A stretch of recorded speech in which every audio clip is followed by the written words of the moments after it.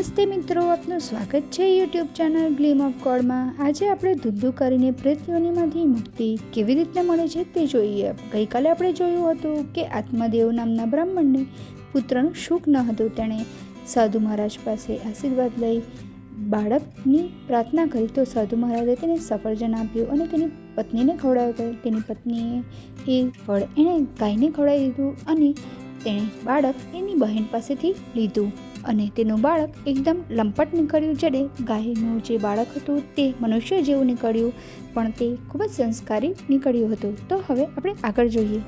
તો આપને આ કથા સાંભળી હોય તો તેની લિંક ડિસ્ક્રિપ્શનમાં આપી છે। હવે આપણે આગળ બોલ્યા। સૂતજી બોલ્યા, આત્મદેવ વનમાં જતો રહેતા ધુંધુકારીએ માતાને મારી બધું ધન પડાવી લીધું।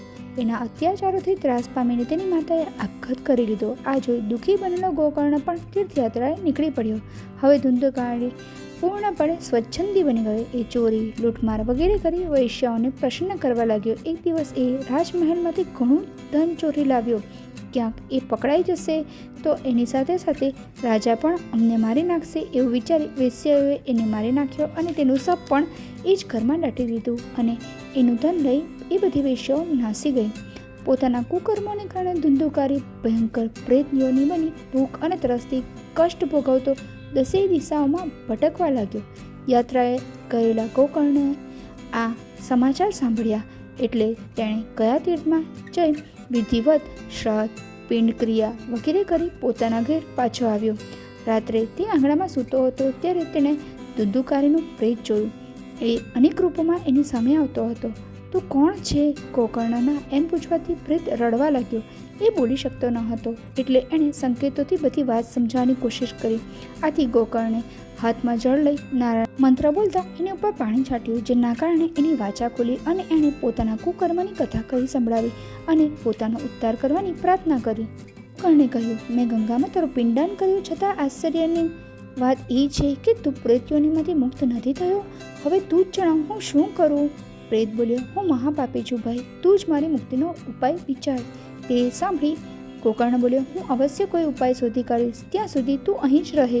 ગોકર્ણે અનેક વિદ્વાનોને ધુંધુકારીની પ્રેત યોનિમાંથી મુક્તિ માટે પૂછપરછ કરી, પણ કોઈ પાસેથી તેના ઉપાય જાણવા મળ્યો નહીં। આથી એ સૂર્યદેવનો મંત્ર જાપ કરવા લાગ્યો। સૂર્ય ભગવાન પ્રસન્ન થઈ બોલ્યા, વત્સ, એ પ્રેતને વિધિપૂર્વક શ્રીમદ ભાગવતની કથા સંભળાવ, એનાથી જ એને મુક્તિ મળશે। એટલે ગોકર્ણે ભાગવત કથાનું આયોજન કર્યું। બધા નગરવાસીઓ કથા સાંભળવા ત્યાં આવ્યા। ધુંધુકારીનું પ્રેત પણ એક પોલા 7 ગાંઠવાળા વાંસમાં પ્રવેશી કથા સાંભળવા લાગ્યું। પહેલા દિવસની કથા સમાપ્ત થતાં વાંસની પહેલી ગાંઠ તરડાઈ ગઈ। આવી રીતે 7 દિવસો સુધી કથા ચાલતી રહી અને રોજ એક એક કરીને 7 ગાંઠો તરડાઈ ગઈ।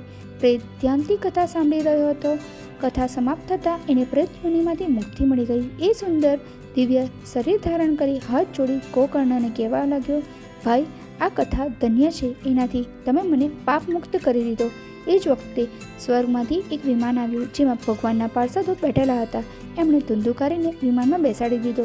ત્યારે ગોકર્ણે પૂછ્યું, હે પાર્ષદો, કથા તો બધાએ સાંભળી છે, તમે માત્ર ધુંધુકારીને જ વિમાનમાં કેમ બેસાડ્યો? પાર્ષદો બોલ્યા, એણે 7 દિવસ સુધી એક જ સ્થાને બેસી એકાગ્રતાથી કથા સાંભળી છે। ધ્યાનથી કથા શ્રવણ કરવાથી જ ઉત્તમ ગતિ પ્રાપ્ત થાય છે। તમે પણ આ રીતે કથા સાંભળશો તો તમે પણ ગોલોક ધામ પ્રાપ્ત કરશો। ધુંધુકારી વિમાનમાં બેસી ગોલોક જતો રહ્યો। ગોકર્ણે શ્રાવણ માસમાં ફરી આ કથા કરી। કથાની સમાપ્તિ થતાં ભગવાન નારાયણ સ્વયં ત્યાં આવ્યા અને તેમણે ગોકર્ણને ગળે લગાવી દીધો। કથા સાંભળનારા બધા લોકો ભગવાન જેવા રૂપવાળા બની ગયા। એ નગરના કૂતરા, ચાંડાલ વગેરે પણ ભગવાન તથા ગોકર્ણની સાથે વિમાનમાં બેસી ગોલોક ગયા। હે નારદ, આ કથાનું મહાત્મય અવર્ણનીય છે। એને એકવાર સાંભળવા માત્રથી મનુષ્યના સર્વ પાપો નાશ પામે છે, જન્મ મૃત્યુનું ચક્ર છૂટી જાય છે, અંતે વિષ્ણુલોક મળે છે। શ્રદ્ધા રાખી તેનું પઠન કરવાથી પિતૃઓ તૃપ્ત થાય છે, નિયમથી કથા વાંચવાથી મુક્તિ મળે છે। આ છે ધુંધુકારીની પ્રેત યોનિમાંથી મુક્તિની કથા। આપને આ વિડીયો પસંદ આવ્યો હોય તો વિડીયોને લાઈક કરજો, શેર કરજો અને મારી ચેનલને સબસ્ક્રાઈબ કરવાનું ભૂલતા નહીં। જય શ્રી કૃષ્ણ।